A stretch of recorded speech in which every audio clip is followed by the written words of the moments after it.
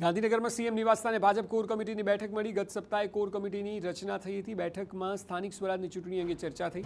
PM મોદીના ગુજરાત પ્રવાસ અંગે પણ ચર્ચા થઈ। યુસીસી બિલ અંગે લોકો સુધી મેસેજ પહોંચે તેનો રોડમેપ પણ બેઠકમાં નક્કી થશે। વિધાનસભા સત્ર બાદ સરકાર અને સંગઠનની કામગીરી અંગે નક્કી થશે રણનીતિ।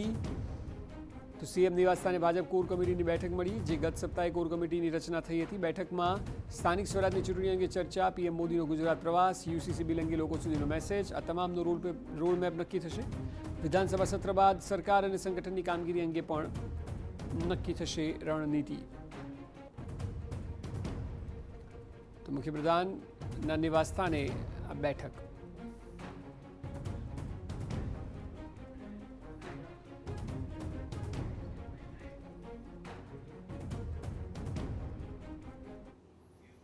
તો વિષય પર વધુ માહિતી આપી રહ્યા છે પોલિટિકલ એડિટર કિંજલ મિશ્રા। કિંજલ, જે કોર કમિટીની બેઠક મળવાની છે તેમાં અત્યારના સમયના સૌથી રેલેવન્ટ મુદ્દાઓ પર ચર્ચા થશે, જેમ કે સ્થાનિક સ્વરાજ હોય કે યુસીસીનો મેસેજ હોય, સિવાય પીએમ પણ ગુજરાત આવી રહ્યા છે, આ બેઠક પર તમામ મુદ્દાઓની ચર્ચા।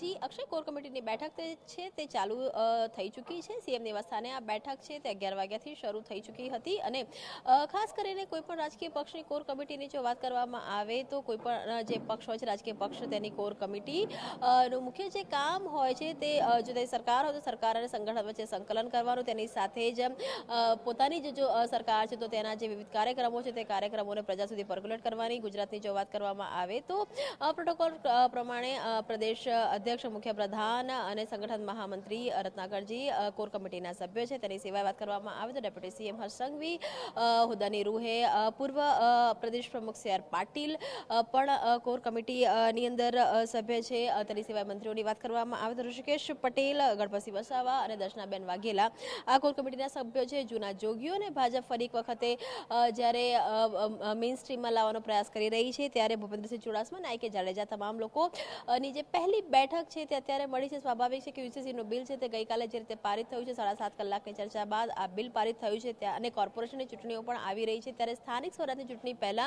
રાજ્યની અંદર યુસીસી બિલને લઈને એક રાજકીય માહોલ બને, લગભગ ભાજપ તરફી માહોલ બને અને જે પ્રકારની વાત વિપક્ષ કરી રહ્યું છે, એ ચાહે આદિવાસી સમુદાયને બાદબાકી કરવાની વાત હોય કે લઘુમતી સમુદાયની ઉશ્કેરણીની વાત હોય, તો એ કોઈ પણ બાબતો છે તે ન જાય તેની માટેની જે એક ચર્ચા છે તે થવાની છે। સરકાર અને સંગઠન વચ્ચેની સંકલનની ચર્ચા છે તે થશે।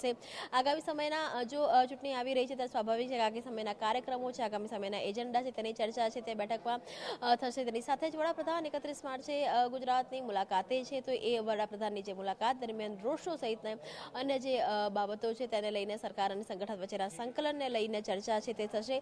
કહી શકાય કે જે પ્રદેશ પ્રમુખની જાહેરાત બાદ, પ્રદેશની ટીમ બન્યા બાદ પહેલી કોર કમિટી મળી રહી છે, ત્યારબાદ લગભગ આવતીકાલે પાર્લામેન્ટરી બોર્ડની પણ નામની જાહેરાત છે તે થઈ શકે છે અને સરકાર અને સંગઠનના આગામી સમયના કાર્યક્રમો અને 2027 માટેની જે તૈયારી છે સંકલન સાથેની તે શરૂ થશે અને તેની માટેની જે રણનીતિ છે, રોડમેપ છે કે મહત્વના મુદ્દા છે તેની પર અત્યારે વિચાર વિમર્શ તે સીએમ નિવાસ સ્થાને થઈ રહ્યો છે।